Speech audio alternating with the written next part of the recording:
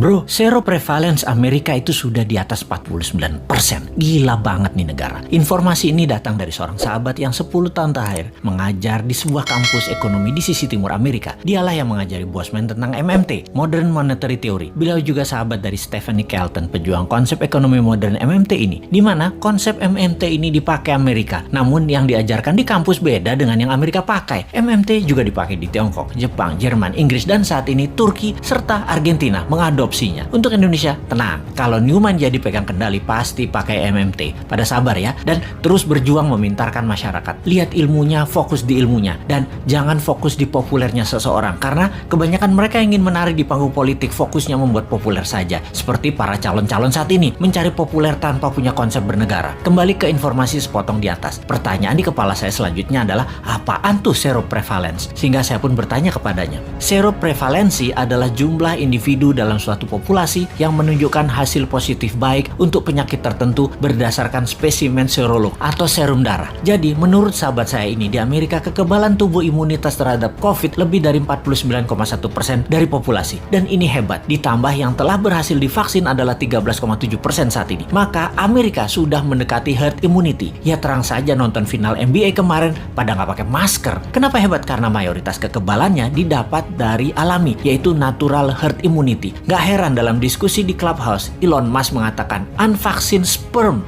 50 years from now are more precious than gold. Yang dalam arti sederhananya adalah sperma manusia yang tidak divaksin lebih tinggi nilainya dibanding harga emas 50 tahun lagi. Oke, wis jangan dipercaya omongan Elon Musk. Itu hanya omongan manusia oportunis. Sing bener pejabat saat ini, maha bener. Kita harus dukung terus demi utuhnya NKRI sampai masanya New Mind tiba. Sing sabar ya. Kalau pandemi corona adalah bencana alam natural disaster, maka sesungguhnya kesembuhan alami adalah herd immunity natural juga untuk mengalahkannya. Sungguh, strategi yang terbaik adalah dari alam oleh alam. Kalau COVID adalah man-made disaster, ada dua strateginya. Nego dengan yang mengendalikan dan ikuti maunya mereka, atau tantang mereka, tantang perang puputan, tantang perang sampai mati. Pakai vaksin sendiri, pakai imunoterapi, pokoknya jangan pakai vaksin asing aja. Wani ora, kalau nggak berani ya seperti saat ini, ikuti aja protokol globalis. Dilanjut oleh teman saya tadi. Jadi kalau Amerika pakai vaksin mengatasi herd imunitas secara mayoritas itu hoax, bener, pakai vaksin tapi hanya minor, hanya palingan 20-30%an saja, yang 30%an nanti yang alami. Amerika pakai natural imunitas terbanyaknya. Lalu saya bertanya, kalau Tiongkok menangani COVID pakai vaksin ya? Dijawab olehnya, belum tentu. Tiongkok itu rezim komunis, gak ada transparansi dan akuntabilitas bagi siapapun dari luar negeri bisa mengakses kebenaran informasi yang Tiongkok berikan. Siapa yang bisa memverifikasi berita kalau society dibungkam di sana? Banyak ahli-ahli luar Tiongkok mau fact finding masuk ke Tiongkok, nggak bisa, ditolak Beijing. Sebaiknya kita tidak consider data Tiongkok sebagai data utama. Semua data dari Tiongkok itu dari pusat partai komunis. Semuanya dialterate, diubah sesuai untuk kepentingan propaganda yang menguntungkan Tiongkok. Bisa saja ternyata Tiongkok juga pakai natural herd immunity, namun dipropagandakannya pakai vaksin. Taunya Tiongkok menyehatkan warganya dengan multivitamin dan mineral, sementara vaksin diekspor keluar sebagai dagangan internasional. Jadi Tiongkok kayak Amerika juga. Jangan-jangan 60%-nya pakai natural herd imunitas, sisanya vaksin. Siapa yang tahu? Banyak negara tergocek globalis cabal agar pakai vaksin mayoritasnya, yang natural imunitasnya dibatasi. Memang tidak deadly atau mematikan menggunakan vaksin itu. Vaksin faktanya memang mengurangi fatality kematian, tetapi sisi lain ya kita jadi korban ekonomi, jadi miskin, kita jadi buyer beliin vaksin terus. Ya semoga salah lagi nih data dari Tiongkok dan globalis kali ini. Tapi data seroprevalence yang dari Amerika mah bener.